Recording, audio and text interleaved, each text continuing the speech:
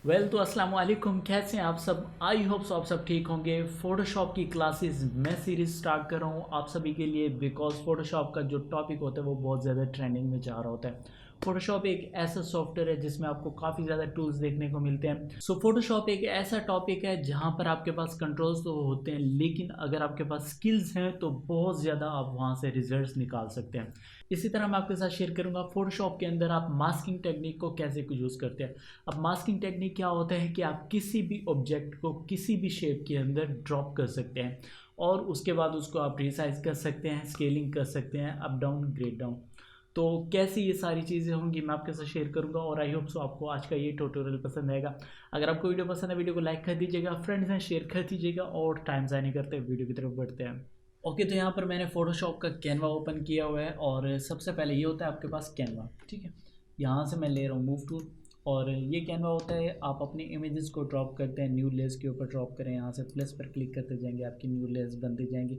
अब new layers रखने का मकसद यही होता है कि आप उन लेयर्स को अलग अलग करके चेंज कर सकें। अगर आप अपनी बैकग्राउंड लेयर के ऊपर कुछ भी कर देंगे तब आप उसको चेंज नहीं कर सकते, रिमूव नहीं कर सकते, इरेज वगैरह या डिलीट नहीं कर सकते। तो आपको सिंपली जो भी काम करने हैं न्यू लेयर के ऊपर ही करना है। ठीक है, फॉर एग्जांपल यहाँ पर मैं कोई भी शेप रखता हूँ, ये आपके पास सारे टूल्स होते हैं। लॉन्ग प्रेस कर रहा हूँ, इस एरिया में जाके छोटा सा आपको आइकन शो हो रहा है, लॉन्ग प्रेस करूँगा, क्लिक करके होल्ड करके रखा हुआ है। यहाँ से ले रहा हूँ एक एलिप्स टूल।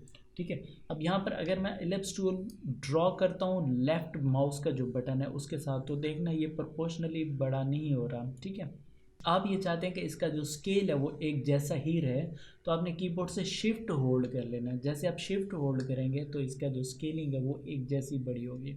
ठीक है, अब यहाँ पे मैंने रिलीज़ कर दिया, उसके बाद कीबोर्ड से वी प्रेस करूँगा, मेरे पास आ जाएगा मूव टूल और इसको यहाँ से एडजस्ट कर रहा हूँ, सेंट्राइज कर दूँगा मैं।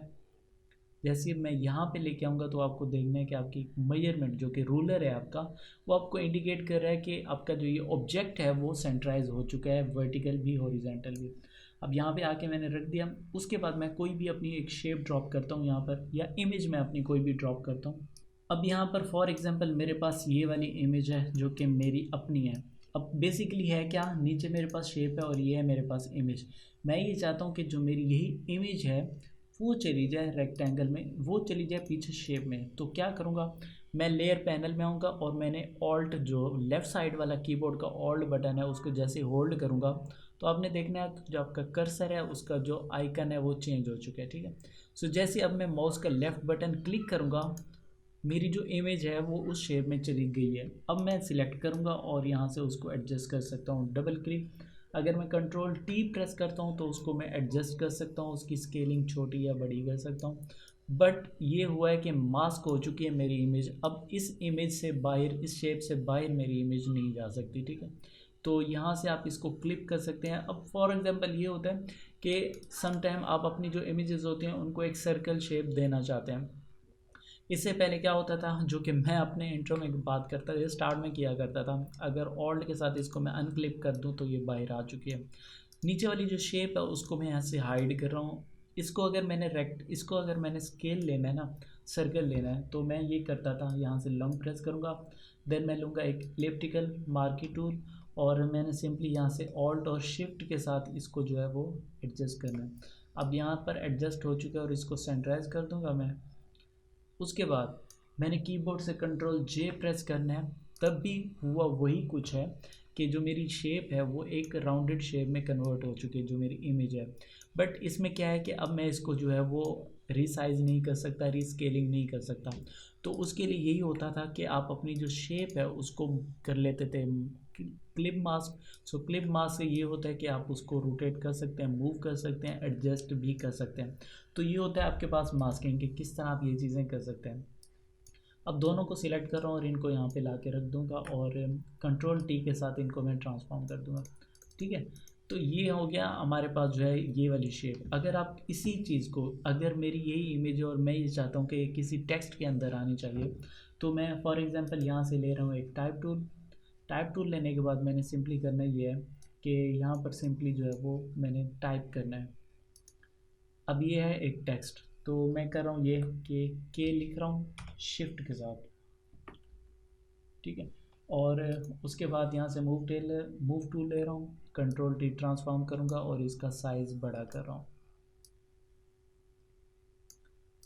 डबल क्लिक कर रहा हूँ, उसके बाद मैं जाऊँगा फ़ॉन्ट गैलरी में और यहाँ से ले लेता हूँ मैं इम्पैक्ट फ़ॉन्ट, जो कि सबसे बोल्ड होता है। अब ये यहाँ पे आ चुका है। मैं चाहता हूँ कि जो मेरी यही शेप है वो इस टेक्स्ट के अंदर आनी चाहिए। तो उसके लिए क्या करूँगा, मैं सबसे पहले तो इसी इमेज को मैं इस टेक्स्ट के ऊपर ला के रखूँगा और मैंने क्लिक कर देना है। अब क्या हुआ कि हमारी सेम वही इमेज जो है वो इस टेक्स्ट के अंदर आ चुकी है। रीसाइज़ करूँगा, एडजस्ट करूँगा, रीस्केल कर दूँगा, तो जो मेरी यही शेप थी, जो मेरी इमेज है बेसिकली, वो इस टेक्स्ट के अंदर आ चुकी है। तो इसी तरह आप क्लिप मास्क की मदद से किसी भी चीज़ को किसी भी चीज़ के अंदर कन्वर्ट कर सकते हैं, उसको ड्रॉप कर सकते हैं। सो ये होती है टेक्निक फ़ोटोशॉप के अंदर, आप कैसे अपनी इमेजेस को या अपने कोई भी ऑब्जेक्ट होता है उसको क्लिप करते हैं और उनको रीयूज़ करते हैं।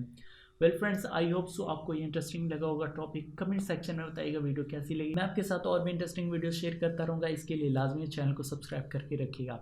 तो मिलेंगे एक और इंटरेस्टिंग टॉपिक के साथ। टिल देन अपना ख्याल रखिएगा। सी यू।